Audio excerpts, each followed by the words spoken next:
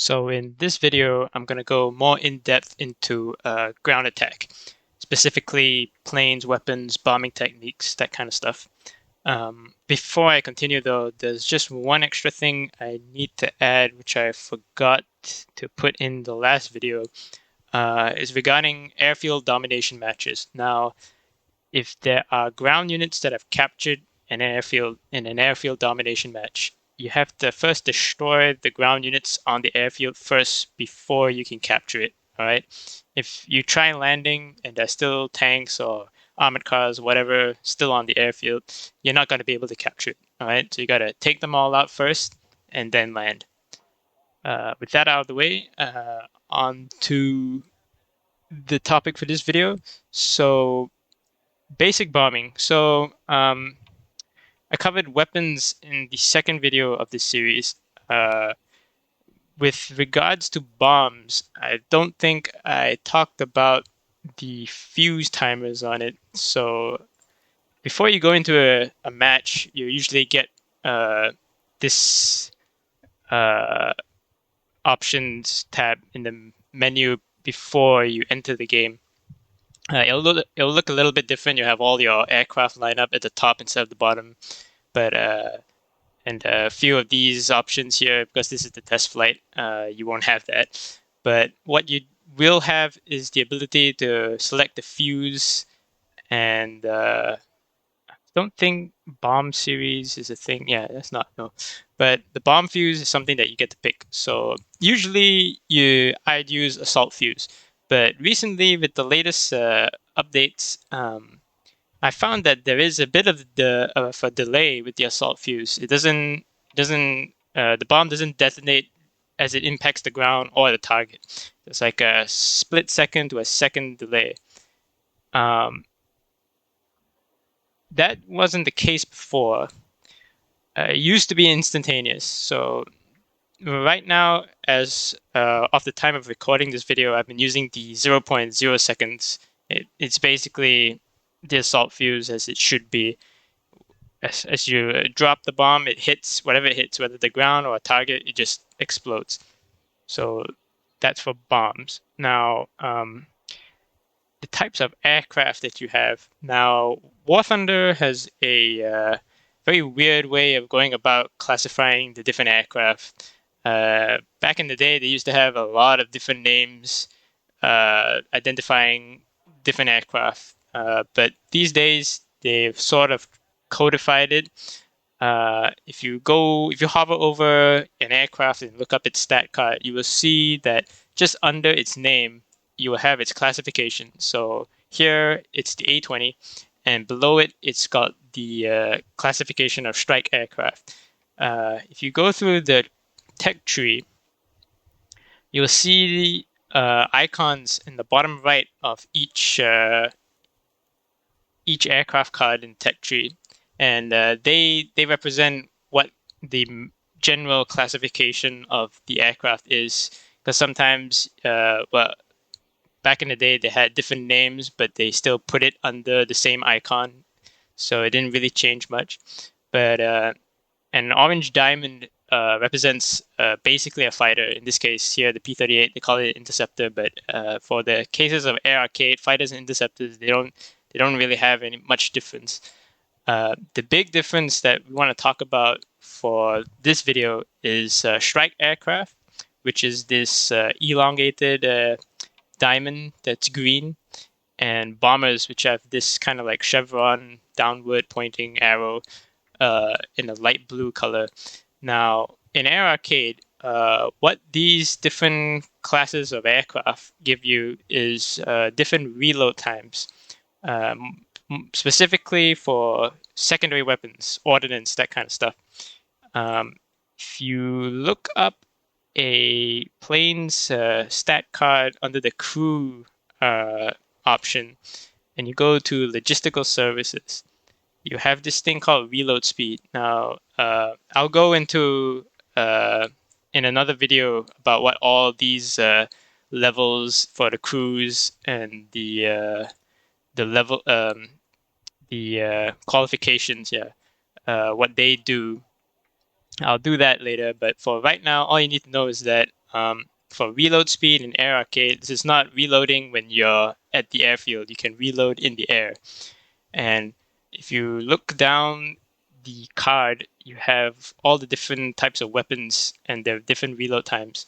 So a aircraft that is classified as a fighter with the orange diamond, they usually have a reload time for secondary weapons around 6 to 7 minutes. That's for bombs.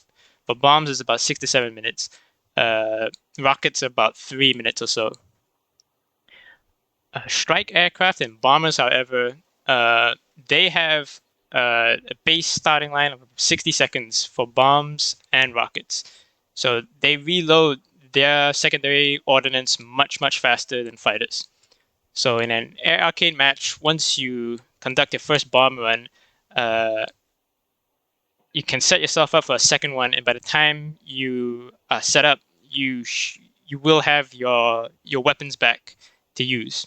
So strike aircraft for ground attack missions, like in Ground Strike or Frontline, they're going to be very, very useful, and this is what you would want to use in those kinds of mission types. Now, sometimes people get confused around how War Thunder classifies these aircraft. So long as you just look up the tech line and the stat card for each aircraft and have a look, or look at the icon classification. That's all you need to know. There's most people, well, new players, they get confused and think that, oh, strike aircraft and bombers, they must be multi-engine aircraft. That's not true. That's not how it works in the game. For example, the A36 here, this is a strike aircraft. It's basically a P-51 airframe, but this is how in Air Arcade the planes are classified, and this is how they work. They get the secondary reload bonus. For Germany here, the Stuker, it's classified as a dive bomber. It gets the reload time. So that's how it works. All right, you just look it up and check the icons, and you're good to go. There's usually specifically with new players as they enter the game, they ask like, is there added benefits to multi-engine aircraft or single-engine strike aircraft? Which one should we use? That kind of stuff. There's no like real big advantage or disadvantage. I mean, sure, like an A36 compared to the A20, it's smaller, it's faster, more maneuverable. It carries less bombs, and the A20 carries more bombs and has a gunner. It you don't get too fixated with the aircraft or the weapons, right? Um, I'll be getting into different lineups and how you determine what kind of aircraft and how many different types of aircraft you should bring. But so long as you just focus on the fundamentals that you have an aircraft, it flies, it carries ordnance, how are you going to use that in a match to destroy ground units in a ground strike or frontline mission? That's what you should be concerned with. It's developing your skills to bombing efficiently and uh, getting as many tickets down on the enemy team as fast as possible. All right. Once you start getting good at ground attack, then you'll be able to make the decisions for yourselves as to which one you would prefer to have, or maybe you might like to just stack your entire lineup with all strike aircraft if you really like it. It it will come as you develop your skills. You will determine what aircraft, what nations, what kind of lineups you want, and from then on, it's all you're all set. But fundamentals first. Don't be too concerned with what kind of aircraft you're bringing for your first few weeks of playing this game. If you're new to Air Arcade and you're trying to win Air Arcade matches, focus on your skills first. The weapons come second. So target prioritization. How you want to approach this is depending on what weapons you have and what they're capable of destroying. You would want to commit those weapons to the targets which your other weapons can't destroy, right? So for example, if you have a bomb, let's say for this P-47 I'm going to use because it's got basically the three main weapon types that you're probably going to be using. You've got machine guns, bombs and rockets. The bombs, you can basically destroy any kind of ground unit with a bomb. Pillboxes, tanks, doesn't matter what kind of tank, heavy tank, medium tank, light tank, groups of light targets, AAA artillery. The bomb can take care of it all. Okay, that's just how it is. The machine guns, however, you're gonna struggle taking out harder targets like pillboxes and tanks. You're not gonna be able to do that with 50 cals. With rockets, if you get lucky, or if you're willing to sacrifice some of your aircraft structural integrity, and you go in really close, fire off the rockets to get a direct hit, but take the splash damage from the explosion, then sure. But you'd now you'd want to commit the weapon that can destroy the target to that target, and leave the rest for the weaker weapons. All right. So if you're going in for an attack run on, let's say, a pillbox emplacement, so you've got the normal pillbox flanked by 2 artillery and a AAA behind, you want to commit the machine guns and the rockets to the light targets, which is the artillery and the AAA behind it, and then drop the bomb for the pillbox. All right, you don't want to like drop the bombs for all the targets and then end up having only the rockets and machine guns for other groups of pillbox emplacements or a tank column. You want to try to use your weapons efficiently in that kind of regard. Now, a lot of it is situational. For example, you may have like 6 guys on you shooting you. You may not have the time to commit the weapons in the order that you want them to, in which case it is, as a rule of thumb, get rid of your most important weapons. By get rid, I mean commit the weapon, all right? Just use it. For example, the P-47, since it's a fighter, you don't get the fast reload. These bombs are much more precious than, let's say, if you're flying the A-20 with the 4 bombs, all right? You've brought this fighter in. You're probably not gonna be able to get the reload in on it for 6 to 7 minute reload. The match is probably gonna be over by then. These bombs here that you're carrying, they are worth more. All right, so if you are in a bad situation, or the clock is running down and you need to get tickets fast, then use the weapons. It doesn't matter whether it's going to be on a light target or whatnot. If it's going to help you destroy the target faster and quicker, then just use it. All right, it's a situational kind of thing. And as you get more experience in ground attack, and you get more experience playing a lot of air arcade matches, specifically in the close matches where you're up against a team that is actually also trying to win, and you're head to head, you'll figure it out. Yeah. So I'm in a custom match right now, just filled with bots. When you spawn in, you conduct your first attack run. You're going to be coming in at an altitude. So you're going to be diving in to attack. And that's all fine, good, and dandy. It is a good way to approach the ground attack. But once you get in, you attack your first group of targets. You'd want to stay low, right? So flying low has a lot of advantages, especially for ground attack. One is that you're closer to the targets, and that makes it easier to hit. And it makes it easier to hit with guns, rockets, bombs, you name it. As long as you're closer to the targets, it is going to be easier to hit. Second thing is that it's going to be harder for enemies to detect or be concerned with you. Most of the time, players who play air arcade, they're gonna hop in a fighter and they're gonna want to just shoot down enemy aircraft. That's what most people are interested in. So if they see like a low flying bomber, especially one that's fast, they're not gonna be too concerned with it most of the time. They're gonna be more interested in getting into a quick dogfight with someone else at a higher altitude that may be right in front of them. All right, flying low, especially on certain maps. For example, on this map, Grave Robbers Cliff, you can use the terrain to hide to hide yourself, basically. because War Thunder has this detection system where if you have line of sight and are within range of whatever algorithms they have, you have this marker that pops up. For example, this red marker with your name, your aircraft type, and distance. If you use terrain to obstruct the line of sight, they won't be able to see that, and you won't pop up on the radar that you have, the mini radar that you have on the top right there. They're not going to be able to see you. Even on the map, they bring it up, you're not going to appear as a red marker. So that's a good thing.